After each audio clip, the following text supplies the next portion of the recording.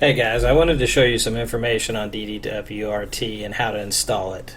DDWRT is a solution that you can install in a home router that gives you the basic functionality that you would get in an enterprise solution at a much cheaper price. Gives you the ability to do VPNs, OpenVPN, and additional support for the device at the cost of a high-end home model instead of spending the money for an enterprise model like Ubiquiti or something like that.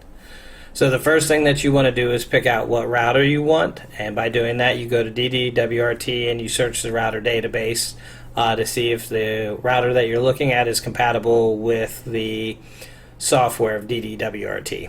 In this case I used a Linksys 1900 AC version 1 and downloaded the file. After you've downloaded the file to your computer, you want to log into the router that you've purchased. Once you've logged into that particular router, you want to go down to where the firmware settings are, and you want to find where the firmware itself is.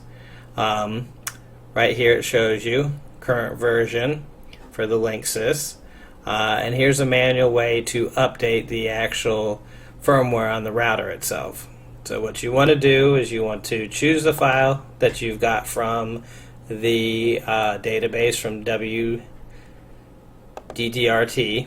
Go in, choose the file, click on it, start the update. It'll tell you that the file format is unrecognized because these are basically custom firmware files. Just hit yes, yes. As you can see, we have the DDWRT software installed on the AC 1900. Once the firmware has been installed, you just need to go back to the IP address of the router itself, and this is what will come up.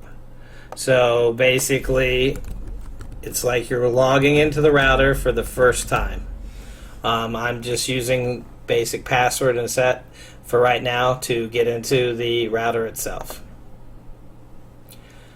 Okay, as you can see, the router has been updated now to the DDWRT software.